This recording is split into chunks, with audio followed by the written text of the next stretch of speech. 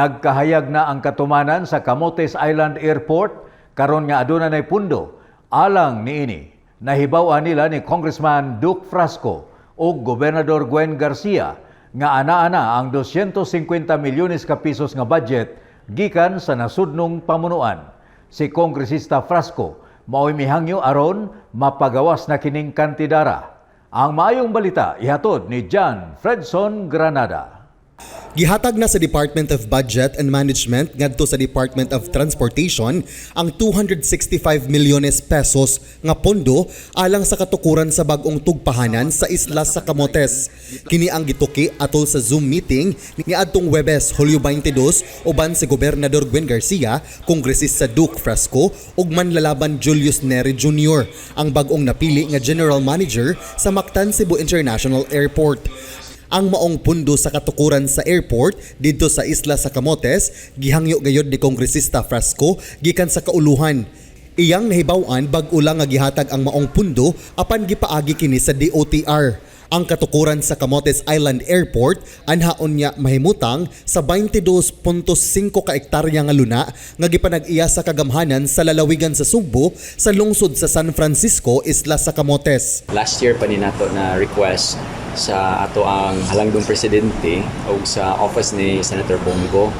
And then kaloy sa Ginoo mga during BICAM, mga end of November, I received a message from Senator Bong na nakapangita ko no o 265 million for the Camotes Airport. Of course, report tayo ko ni Governor kay where we will put the airport, the property belongs to the province of Cebu. It was the delay gamay kay naka FLR man siya.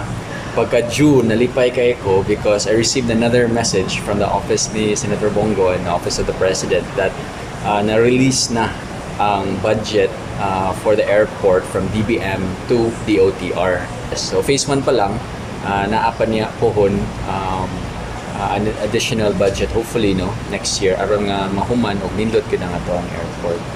Malaumon si Frasco nga sa higayon matukod na ang maong pasilidad, mas mulambo na unya ang Camotes. With the airport, we're hoping mo lambo pa o mo asenso pa ang tourism industry sa Camotes because usa man as pinaka major industry nila ngadto sa Camotes is tourism.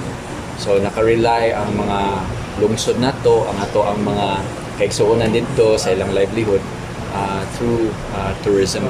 Uban sa balita ni Sheila Gervinez, John Fredson Granada, Balita sa Sugbo. Subscribe ug atngi kanunay ang Sugbo News Facebook page ug YouTube channel. Ako si Sam Costanilla.